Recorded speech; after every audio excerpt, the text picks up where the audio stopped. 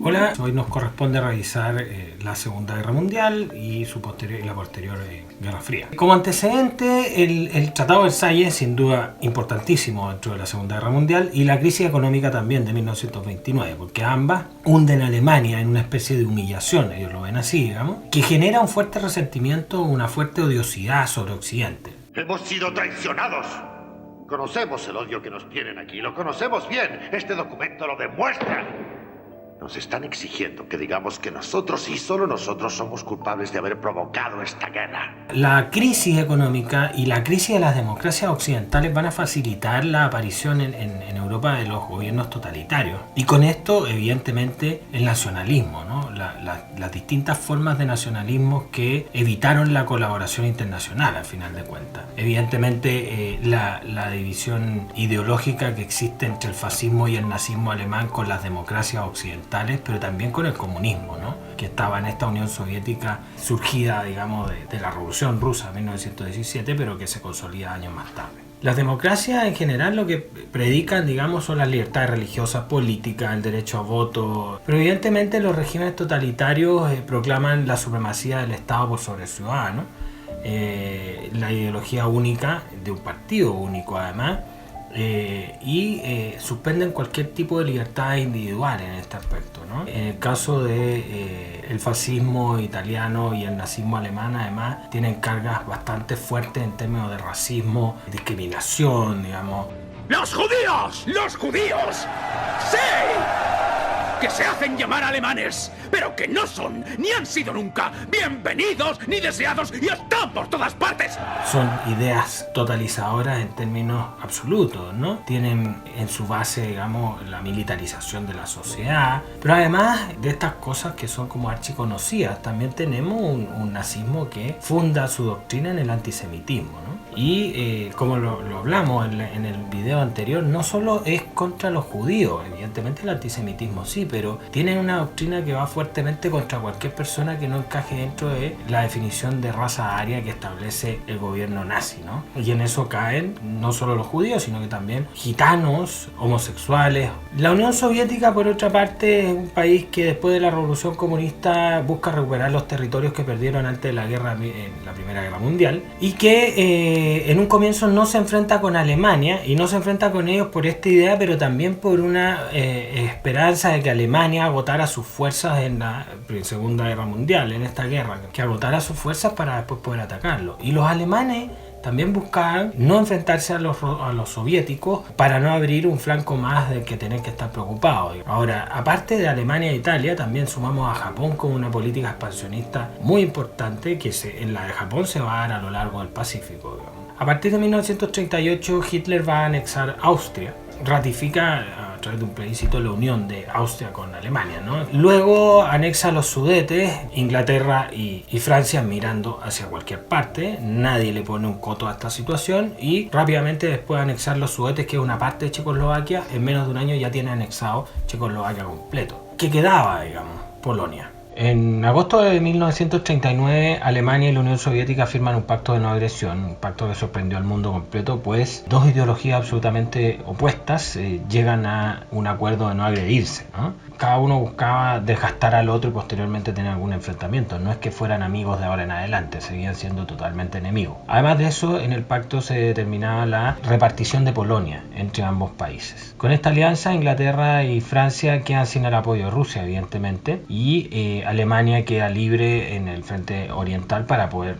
dedicarse de lleno a la guerra hacia el resto de Europa, ¿no? Alemania invade Polonia y ante esa situación Inglaterra y Francia le declaran la guerra. Italia, por su pacto con Alemania, entró a la guerra, evidentemente, y después de septiembre de 1939 las tropas soviéticas también entraron a Polonia, digamos, estableciéndose una frontera mutua entre alemanes y soviéticos en Polonia. En noviembre del 39 la Unión Soviética atacó Finlandia, y fue forzó a perder territorios a este país, digamos. Las repúblicas bálticas fueron también anexionadas por Stalin y a partir de ahí se anexan a la Unión de Repúblicas Socialistas Soviéticas en agosto de 1940. El pacto de no agresión fue roto en algún minuto por Hitler en el año 41 cuando las tropas nazis invaden la Unión Soviética. El conflicto como tal, digamos, la primera ofensiva corresponde a la Guerra Relámpago, ¿no? El ejército alemán va a ocupar rápidamente toda Polonia. Alemania ocupa Dinamarca y Noruega y al mes siguiente Holanda, Bélgica y Luxemburgo. Posteriormente invade Francia. Un nuevo gobierno en Vichy,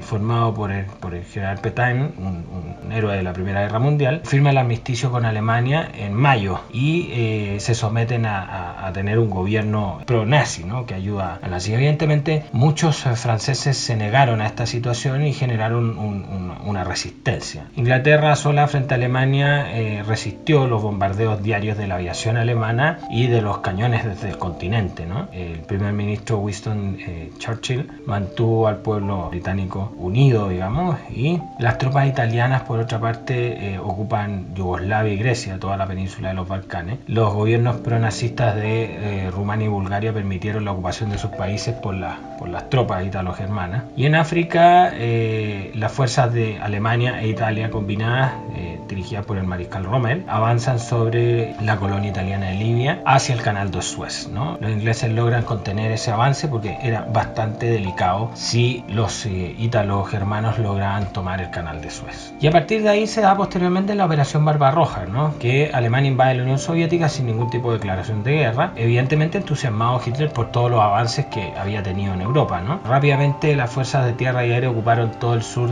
hasta la ciudad de Stalingrado, ¿no? Y esta ciudad resistió bajo el mando del general Zhukov. Por el norte, en San Petersburgo o Leningrado en esa época, fue sitiada también. Y al finalizar el 41 Alemania e Italia triunfaban en Europa y el conflicto se hacía mundial, ¿no? ¿Por qué? Porque a partir de ahí empieza la intervención japonesa y norteamericana. En el Pacífico, justamente, el gobierno de Roosevelt, que venía ayudando a Gran Bretaña permanentemente en su lucha contra Alemania, se ve involucrado en la guerra debido a que en diciembre de 1941 Japón ataca la base norteamericana de Pearl Harbor, un ataque sorpresivo que evidentemente la opinión norteamericana, la opinión pública se indignó y ante la solicitud al Congreso de Estados Unidos se declara la guerra contra Japón, ¿no? Gran Bretaña también le declara la guerra a Japón y ya todo el mundo estaba metido en la guerra a partir de ahí, ¿no? Los japoneses ocuparon las colonias británicas, francesas, holandesas y norteamericanas en el Pacífico, se expandieron fuertemente sobre gran parte del Pacífico y hacia mediados de 1942 llegaba como hasta la mitad, casi la mitad del Pacífico, ¿no? Ya a partir de una contraofensiva lanzada por los aliados en Rusia, los alemanes fueron rechazados en Stalingrado en invierno de 1942, lo que se empieza a entender como el fin de la guerra, y ahí se inicia una contraofensiva. En África los aliados vencían al general Rommel, Mussolini se derrumba, el régimen fascista se derrumba y los aliados pudieron entrar en Roma. En junio de 1944 se produce el día D, que es cuando los norteamericanos desembarcan en Normandía, iniciando una apertura del frente occidental en Francia, ¿no? A partir de ahí, los bombardeos aliados arrasaron con las zonas de fábricas de armamento y bases de territorio alemán, pero también muchas ciudades. Esta es una guerra en la que se ataca fuertemente a la población civil. La rendición de Alemania se da en mayo de 1945, Berlín cae en manos de las tropas soviéticas, posteriormente inglesas, norteamericanas, etc. Y Hitler se suicida, ¿no? No hubo ningún armisticio y tuvieron que rendirse de manera incondicional los nazis, digamos. Y ante la declaración de guerra de la Unión Soviética a Japón, Estados Unidos mira con mucha desconfianza este tema. Por lo tanto, toman la decisión de lanzar las bombas atómicas. Primero, el 6 de agosto de 1945 sobre Hiroshima y 3 días después sobre Nagasaki. Evidentemente ahí Japón se rinde definitivamente y la historia de las bombas atómicas la conocemos todos, digamos, una debacle. A partir de ahí se firman varios acuerdos. La conferencia de Yalta en el 45 básicamente es la conferencia en la que se acuerda dividir Alemania y la creación de un organismo internacional para evitar futuras guerras, ¿no? Que es Naciones Unidas. Potsdam también es otra conferencia en la que se reunieron Stalin, el presidente Truman, sucesor de Roosevelt, y el primer ministro inglés Attlee en la ciudad alemana de Potsdam. Y ahí, bueno, se trató el tema de la reestructuración de Europa, la división de Alemania, cómo quedaba dividida, que Berlín también fuera dividida, Italia perdió porciones limítrofes de su territorio, etcétera, ¿no? Varios elementos. Algunos territorios fueron entregados a la Unión Soviética, digamos, en general la Unión Soviética salió bastante fortalecida después de la Segunda Guerra Mundial, pese a la cantidad de muertos que tiene. Como elementos posguerra, ¿no? El juicio de Nuremberg, que es un juicio en el que los dirigentes nazis son acusados y sentenciados por los asesinatos y lo que significa el holocausto, ¿no? Los crímenes de guerra, etcétera, etcétera. Ahora, las consecuencias de la guerra son como bien evidentes en general, ¿no? El número de víctimas es de 50 millones, una enorme cifra, de la cual gran parte es de los soviéticos, digamos. Europa quedó totalmente devastada, de nuevo. Hay cambios territoriales, se modifican varios países al interior de Europa. Algunos recuperan territorios, otros se reconforman, etcétera. Y a partir de ahí, Europa pierde el poder del control global, ¿no? Que conservaba ante la guerra, y nace la bipolaridad del poder encarnado en las superpotencias de Estados Unidos y la Unión Soviética, conocida como la Guerra Fría. El mundo comunista va a extender su influencia sobre los Balcanes y parte este conflicto ideológico, ¿no? El conflicto ideológico que es conocido como la Guerra Fría, una era nuclear y en la que el miedo en el mundo de una guerra de este tipo es bastante real. Nos vemos la próxima semana.